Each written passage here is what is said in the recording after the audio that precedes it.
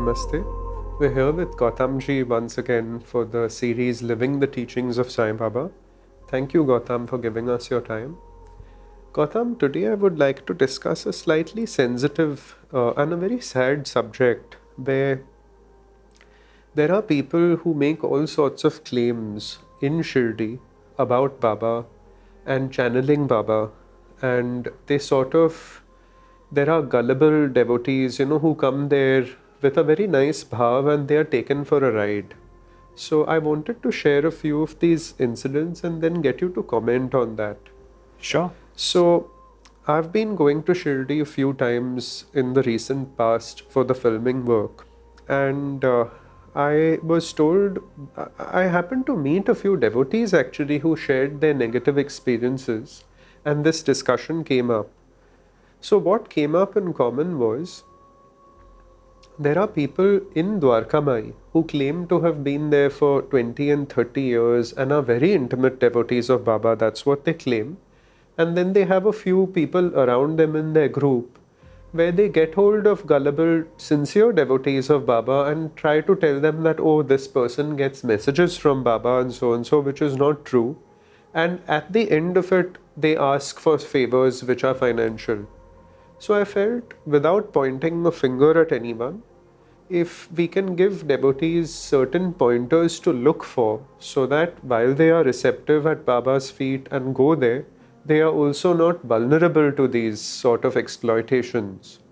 And the very fact that everyone who comes to Shirdi is not Baba's devotee, like out of the lakhs that visit every day, maybe a few have that sort of bhav and feeling for Baba, or very few who have that relationship, but most either come with their demands, and unfortunately many have made their businesses around the fact that so many people come. So if you could talk about this.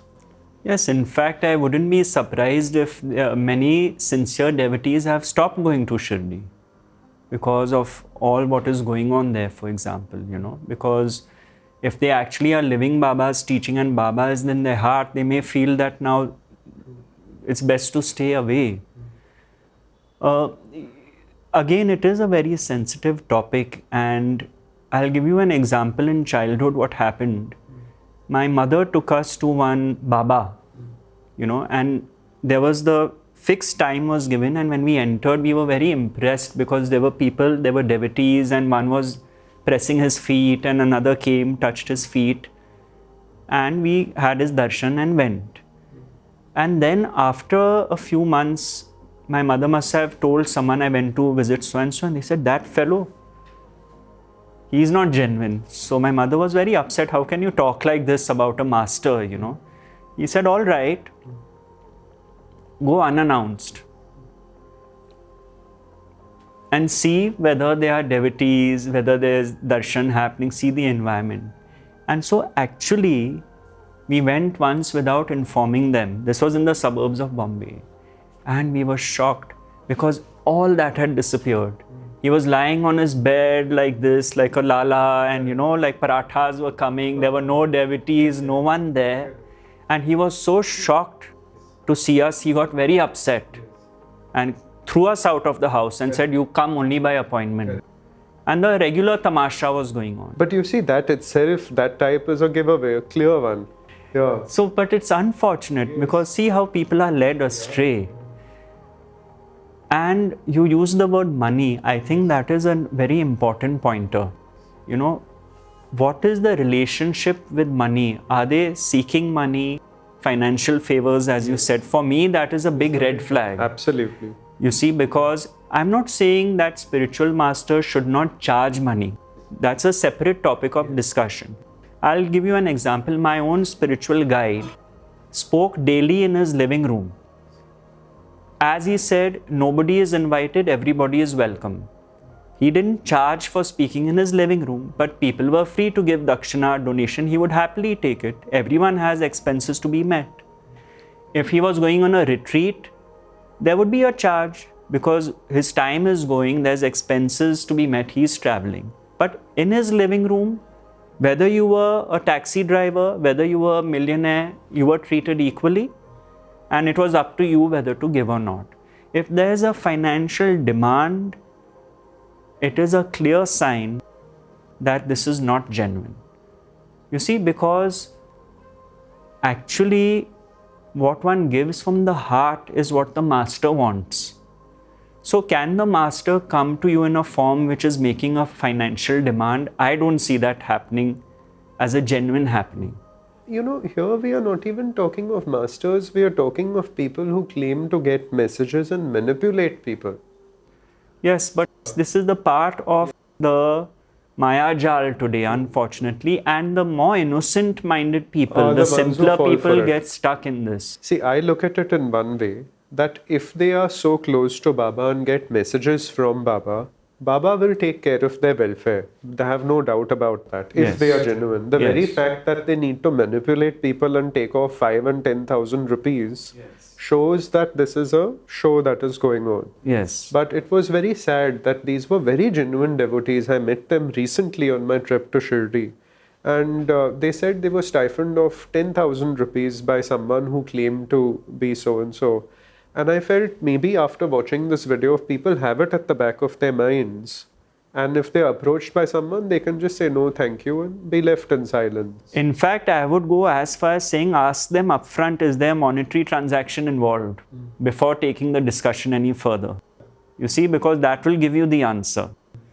I will tell you. But and- you know, in most cases, they loop you I in know. with messages, and I would feel, why not? Why, if you are clear you're there just to go to Baba, touch Baba's feet, sit there, and if any of these engagements try and come, it's almost like a distraction. Maybe the devotee is clear that they're going for so and so, and then they just don't start any engagement at all, because often they loop you in such ways through I that know, also. I know. That's manipulation.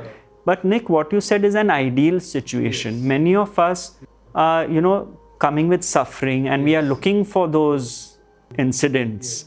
So that is more or less what happens. Now, in such instances, like you said, they can manipulate you. But if you are very clear from the start that, look, I want to be clear, is there a transaction involved? And if you find them humming and hawing, don't engage. That helps. I would like to give here my own example of what happened recently in Bombay. Okay. Usually one sees a group of men, maybe 2, 3, 4, with a chadar, and they wear the kafnis and they are dressed in those robes, and they go about asking for money, and they put it in that chadar which they are carrying. Now, very strangely, I was on a Saturday in South Bombay, and I saw the same people with the same chadar, of course, in 3 different locations in South Bombay. Because I just happened to see them in one location. I crossed their path. They were asking people for money. I got into my car. I stopped at another destination about 15 minutes away by car. And they happened to cross us. So they were obviously doing the rounds of South Bombay. Now, the third place I went to was opposite my home at the club. And when I came out, I saw them there. So I knew that destiny was unfolding, you see. And they stopped and they asked for money, and I put money in the chadar. Then what happened is the lead man said, you pull out more money from your wallet and you touch it to the chadar, and I'll say a prayer. So I said, all right, let me go along with it. So I did that. I pulled out a 500 rupee note and I touched it. Now, the minute I touched it to the chadar, his hand grabbed mine.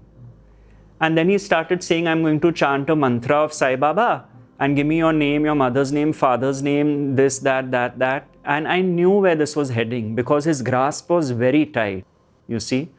But I said, all right, let destiny take its course, My intent was pure. I noticed them. I gave the money. My intent was pure. He asked for more money. I pulled it out. So let's see where this goes. Okay.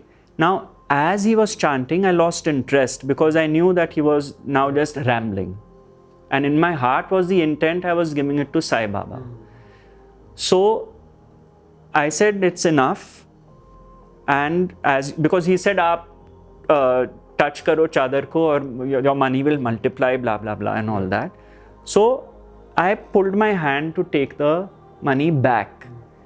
And very roughly, he yanked my hand and snatched that 500 rupee note could have torn. But he snatched it and put it, I don't think in the chadar, I think he did some chamatkar and whatever. And they started walking away. Now, this is the situation I was presented with. Now, can I say anger arose? I'm not sure. Maybe irritation arose. Maybe. But there was no involvement in it. I knew this was destined to happen. It went. I had no intention of asking for the money. I had no intention of stopping him. I had no intention of saying, how dare you? But yes, I did notice his eyes were red, puffiness in the face, not what I would say are pleasant qualities physically, but fine. I noticed that. There was no judgment on that. But once that money was snatched from my hand, I had the full understanding it was snatched in Baba's name. So I didn't care a damn. But I did say to him that karma ka phal to sabko lena hi hai. That's all I said. So this is my understanding, that if one encounters such people, yes, you see Baba and everyone in all incidents, so you are not engaged in that with the thinking mind that why did this happen, how dare they do this, who do they think they are. That dialogue is finished. And these are tests for that, right? But at the same time, what goes around comes around. So if anyone is doing this in the name of Baba, it may be that your understanding is that Baba is operating through everyone, which God is. Consciousness is operating through everything and everyone. But they will still have to bear the consequences of their actions, which is their destiny. It is not your destiny. So, while you may come across such people in Shirdi, it is little consolation, I know it. But the understanding is that all you can do is be cautious, but yet if you are taken for a ride, if money is taken from you, know truly well this money would not leave your hand if it was not meant to, and be at least thankful that it left your hand in the name of Baba, and allow the laws of justice to take their course as far as the people involved in the transaction are concerned. That is all I would have to say for that.